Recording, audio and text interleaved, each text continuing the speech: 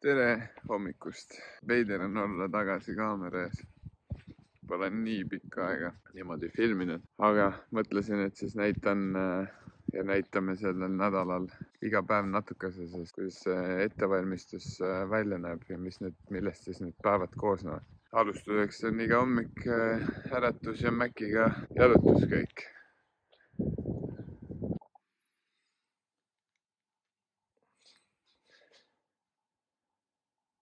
Võta. Hommikusöögi aeg. Sten, näita, mis hommikuks sööd. Kausitäis putru. Seda on täna nagu rohkem kui tavaliselt. Kui mina teen, siis seda küll nii palju ei ole. Ja kõrvale mõned vitamiinid, magneesium, D-vitamiin, kala, maksedi. Tänase päeva eesmärk ongi süüa kõud täis ja hakata uut külmkappi otsima endale. Lähme käime ilmselt Rakveres ja siis vaatame, äkki leiame endale täna juba uue külmiku.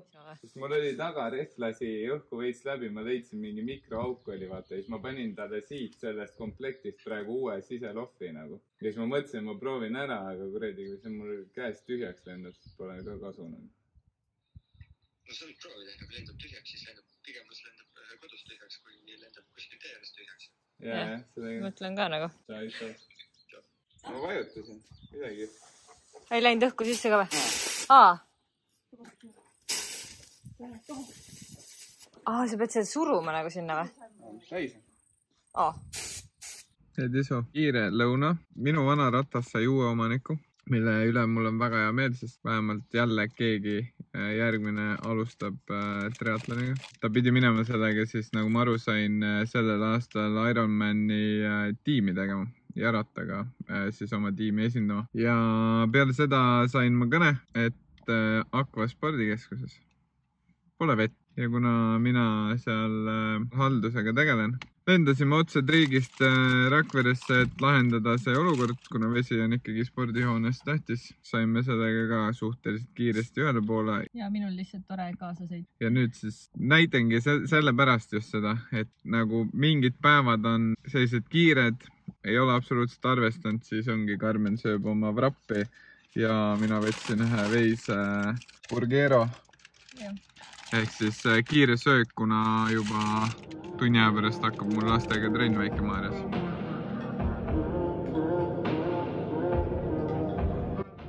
Esimene trenn on tehtud Väike-Maarjas. Võtsin asjad, hüppan autosse ja sõidame Rakveresse ja hakkab seal teine trenn. Enamasti nii need päevad kulgevad. Esmaspäeviti on lastega üldfüüsiline ja saavad tugevaks.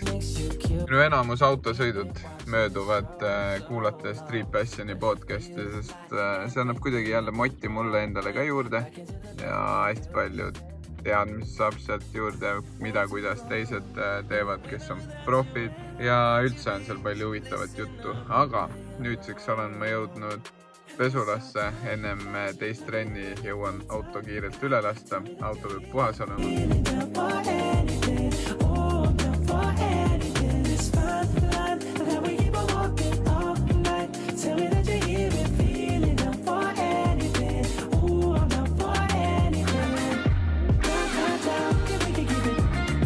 Teine lastetrenn tänaseks tehtud.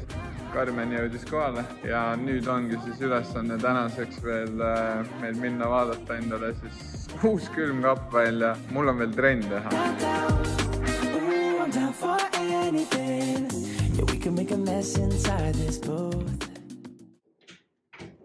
Milleks tegeled? Üritan paika saada seda erukat. Saime külmiku kokku. Ma võtsin sildid ära. Ja saime tööle, ehk siis. Vaatame siis kaua aega läheb, et see külmaks ka läheks. Ja, puksis tänaseks on mul jooksuriidid seljas, teeme oma trenni ära. Mina lähen käin Maciga tiirul ja siis hakkan õhtusööki tegema. Let's go!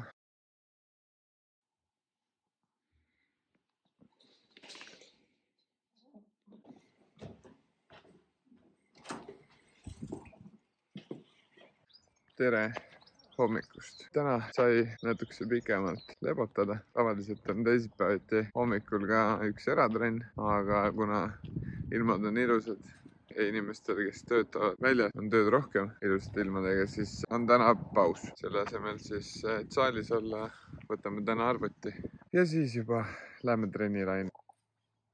Hommikusöögi aeg. Tegime Stenli putru. Enamus hommikud ikkagi mööduvad suhteliselt samamoodi, et Mäkiga jalutuskäik, tuppa, süüa, trenni. Hommikul laeme. Kas see on päris õige? Ma ei tea. Ja mina söön iga hommik sama asju. Ma söön iga hommik 4 või 3 võikut. Nii ongi. Tänane plaan on siis selline, et sööme ära, võtame arvuti ette, on vaja veits tööd teha ja siis lähen jõusaali ja peale seda on lastetrenn.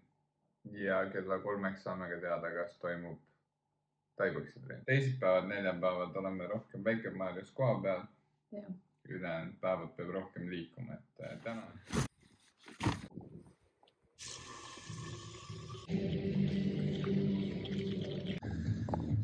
Nii, soojenduseks 10 minutit sõudmist tehtud. Ja nüüd hakkame siis jõudu tegema. Kuna eelmine nädal oli mul vasakus rinna lihases mingi mikrorebend arvatavasti. Treener ei tahtnud tänaseks mulle väga seda jõusaali anda, aga lihtsalt ma natukese kaupasin, et võiks ikkagi teha. Tema tahtis lihtsalt mind hoida ja säästa. Aga teeme muid lihaseid, täna rinda ei tee. Let's go!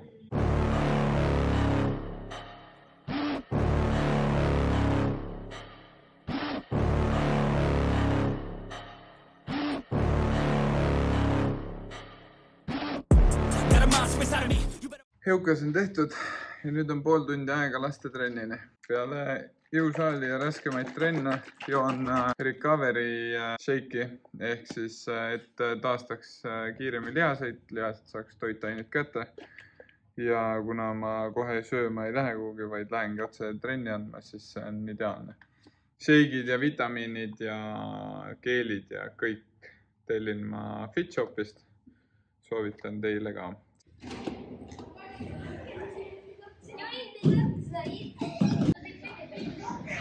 Trenni alguseni on 6 minutit ja see tähendab, et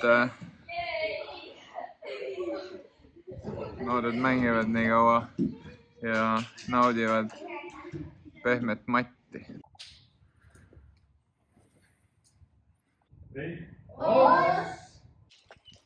No millega teie tegelete? Istutame lille, et saaks koju viia. See on meil juba pool aastat olnud. Ja siin näeb, vaata. Siin on meie tomatid. Siin ja siin. Ja siit saame varsti tomateid. Need lähevad rõdu peale. Need on nunnukesed. Kutid, jõu, tere mehed. Ehk siis treenide vahepeal, kuna Karmen on riigis ema juures, tulin siia, sööme ja kohe vestleme teiega pikemalt. Nii, kõud täis söödud ja ennem järgmist trenni siis oli minu soov teile edastada selle hooaja projekti eesmärk või natukese see lahti rääkida. Võtsin ette kõne Martile, et võiks ju ikkagi teha.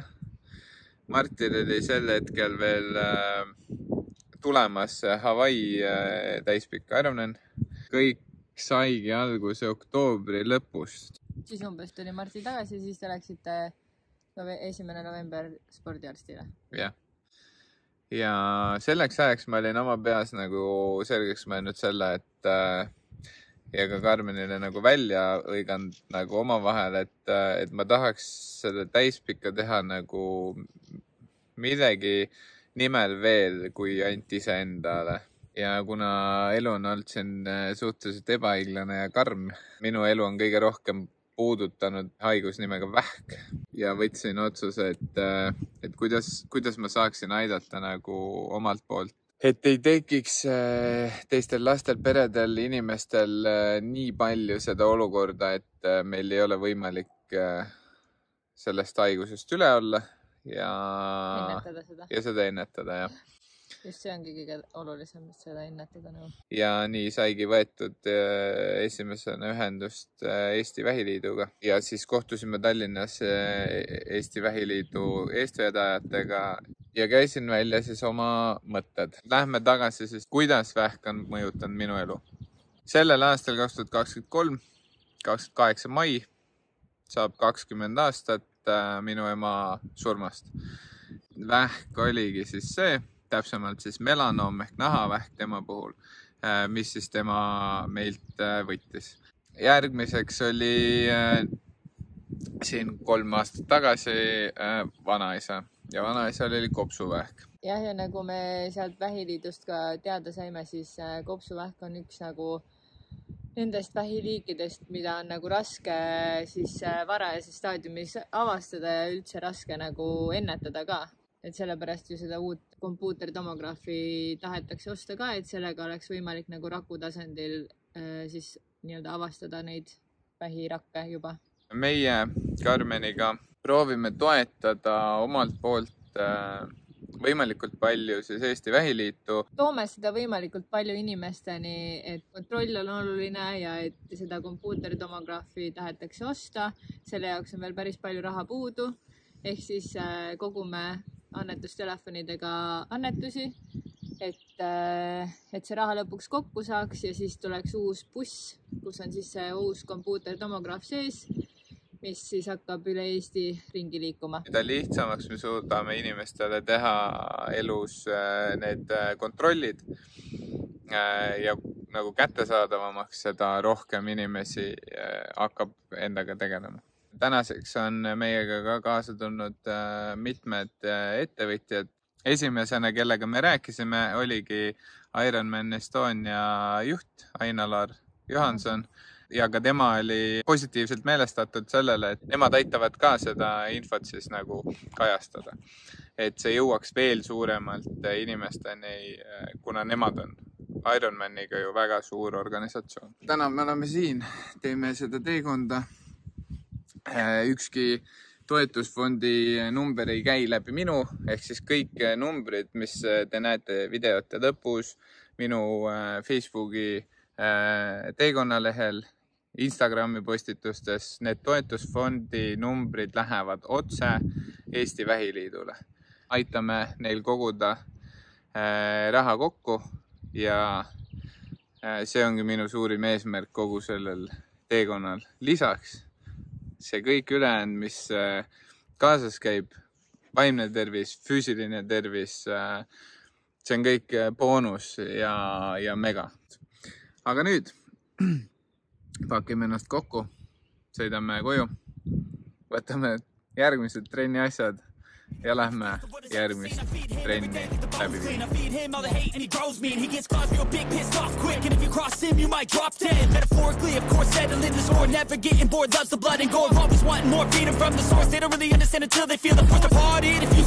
Trenn sai tehtud, tänaseks on trennidega ühel pool, ei ole nagu eile õhtust jamamist, ilm on ilus, päike paistab ja nagu alati võtame suuna peale Taiboksi trenni järveäärde, kerge karastus, väike suhklus ja sellega lõpetame ka meie selle 2 päeva vlogi.